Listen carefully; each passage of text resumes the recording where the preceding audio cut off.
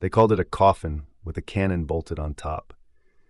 Every crew that climbed into a Sherman tank in 1944 had heard the stories, heard what German gunners supposedly whispered about the American tank rolling toward them. A tank that lit up like a torch the moment a shell found its hull. Word passed down the line, crew to crew, that the enemy had a name for it, a grim, mocking name. Some men believed the Germans had actually said it. Others just believed it because it felt true, because they had seen it happen, because they had watched a Sherman brew up in seconds and known that 5 men were inside. That reputation followed every American tanker into every fight of the war. And then it followed one man straight into the history books, not because he proved it right, but because he made it irrelevant. His name was Lafayette Greenpool. His crew called him War Daddy. And in 81 days of combat, in a tank that was supposedly built to fail, he did something no American tanker had ever done before, and none has matched since. Before we get into it, if stories like this one, real stories, verified and told the way they deserve to be told, are the reason you're here, hit subscribe. There's a lot more where this came from. Now back to the man in the Sherman. Lafayette Poole was born on July 23, 1919, on a farm outside Odom, Texas, a flat stretch of coastal country where a boy learned early how to work with his hands and how to take a hit without folding. He had a twin brother, John Thomas, born just 5 minutes before him. Growing up, the 2 boys were LG and JT to their family, though Lafayette usually just went by Luff. He graduated high school in Taft, Texas in 1938 and went on to Texas College of Arts and Industries in Kingsville, chasing an engineering degree. He was a boxer too, good enough to win a sectional title at 165 pounds down in New Orleans, good enough that the Army would later put him in an exhibition ring against Joe Louis himself, the heavyweight champion of the world, just for the fun of it. Poole got a little too enthusiastic that day. Louis had to remind him who he was talking to. But engineering degrees and boxing trophies didn't matter much once the war came calling. Poole enlisted on June 13, 1941, months before Pearl Harbor.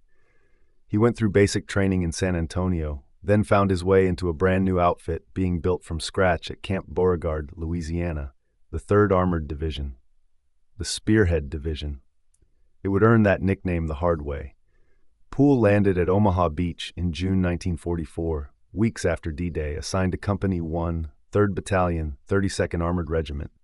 He was a staff sergeant, a non-commissioned officer, but he led like something more. Twice, the Army offered him a battlefield promotion to lieutenant. Twice, he turned it down. He didn't want a desk further from the front. He wanted his crew, his tank, and the next fight. That tank was an M4A1 Sherman, armed with a 75mm gun. He named it after a Glenn Miller song that had been playing on every radio in America before the war, In the Mood. Asked why, Poole just shrugged. "That's the way I felt then," he said. "Just in the mood for anything." His crew became his family. Corporal Wilbert "Red" Richards drove, a man barely 5'4", who Poole swore could parallel park a 33-ton Sherman through rush-hour traffic in Manhattan. Private First Class Bertrand Close, just 17 years old, rode as bow gunner, and the crew called him Schoolboy because he still had, in their words, peach fuzz on his face. Corporal Willis Aller was the gunner, a man so locked onto his gun sight that the imprint of his tanker's goggles seemed permanently pressed into his skin. And Technician 5th grade Delbert Boggs loaded the shells, a man they called Jailbird, for reasons nobody asked twice about. 5 men, 1 tank, and a reputation to break. On June 29, 1944, In the Mood rolled into her first real fight near Villiers-Fassard, France. A German soldier with a Panzerfaust, a shoulder-fired anti-tank rocket, put a round into the hull. The blast knocked the tank out entirely. Poole and his crew bailed out through smoke and fire, every one of them alive. It was the first of 3 tanks Poole would lose in combat. It would not be the last time the enemy tried to prove the Sherman's reputation right. It would also not be the last time they failed. Poole got a new tank on July 1st, another Sherman, an improved M4A1 with a longer 76mm gun. He named it In the Mood as well. And in the weeks that followed, as the 3rd Armored Division tore its way east out of Normandy, Poole's crew turned that name into something the enemy learned to fear. South of the town of Colombier, France, Poole's platoon rolled into what should have been an ambush. A German Panther tank, one of the most feared armored vehicles in the German arsenal, better armored and better gunned than anything Poole had, rolled out directly in front of his lead tank. The Panther's gunner fired, missed, fired again, missed again. Before that gunner could load a third round, Poole's cannon spoke first. The shot tore the turret clean off the Panther's hull. At Namur, on the banks of the Meuse River in Belgium, Poole and his crew destroyed 16 enemy vehicles in a single day. Half-tracks, assault guns, self-propelled anti-tank weapons, one after another, as the column pushed toward the German border. By late August, in the 3-day span between the 29th and the 31st alone, Poole's crew was credited with destroying 4 more German tanks, 3 anti-tank guns, and roughly 50 additional vehicles, as the division raced through Meaux, Soissons, and Laon in the wake of the liberation of Paris. Word started to travel through the ranks of the 3rd Armored Division. There was a Sherman out front, always the first one into the next town, that didn't burn, didn't break, and didn't stop. Men started calling its commander War Daddy. Poole rarely fought buttoned up inside his tank. He was mildly claustrophobic, and he preferred sitting up on the hatch, exposed, where he could see everything coming. It was more dangerous. It was also how a good tank commander stayed alive long enough to keep winning.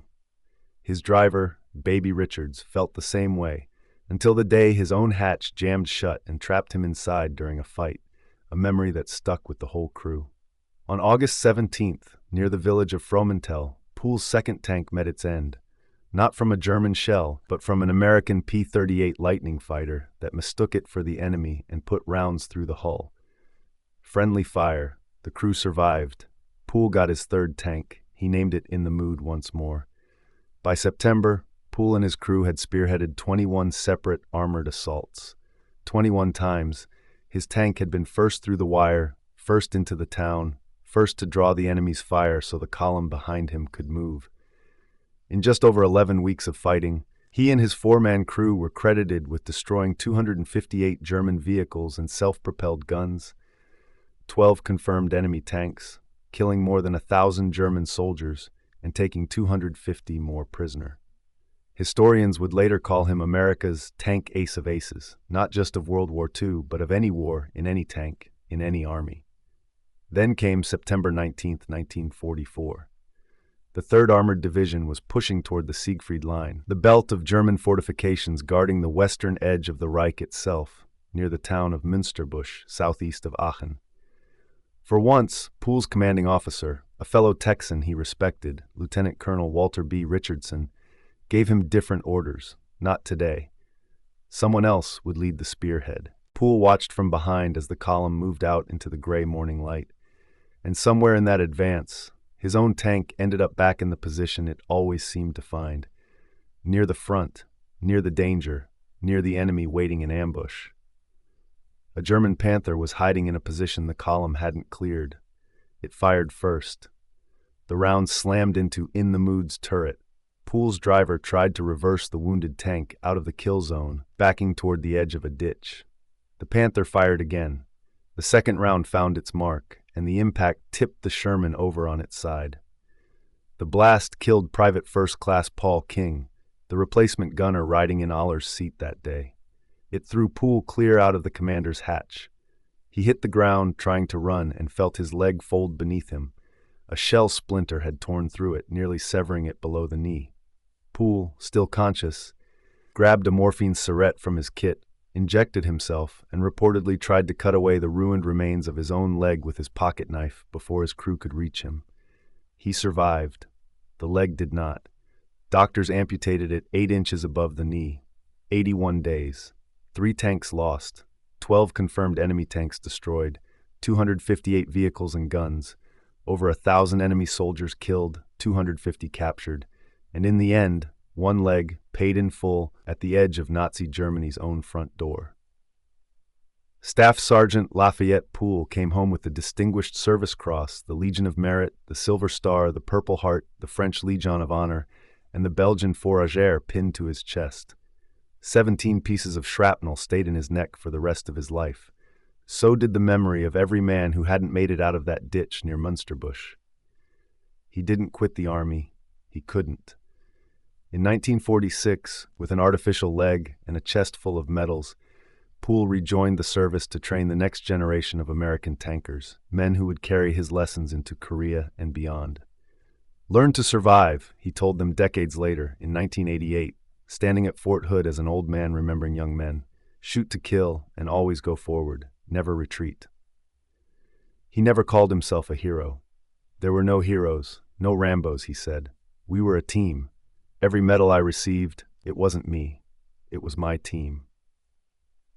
Lafayette Poole died in his sleep on May 30th, 1991, in Killeen, Texas, at the age of 71. He was buried at Fort Sam Houston National Cemetery, laid to rest not far from the country he'd crossed an ocean to defend. 2 years after his death, the Army named a tank driver training facility at Fort Knox in his honor. And in 2014, when Hollywood wanted to tell the story of a hardened, aggressive American tank commander who refused to lose, they gave that character a name that was no accident at all. They called him War Daddy. The Sherman tank that rolled off American assembly lines by the tens of thousands was never the best armored machine on the battlefield. It was never the hardest hitting. Whatever the enemy actually called it in the heat of battle, real or rumored, the reputation was built on something true, thinner steel, and crews who knew it. But steel was never the only thing that decided a battle. Lafayette Poole and 4 other men proved that in 81 days, in a machine that was supposed to be a coffin, driven by men who refused to be buried in it. That's the story of the greatest tank ace America ever produced. If it moved you even half as much as it moved me to tell it, do me a favor, hit subscribe, drop a like, and ring that bell. There are more stories like this waiting. Real men, real war, real courage that deserves to be remembered. We'll see you in the next one.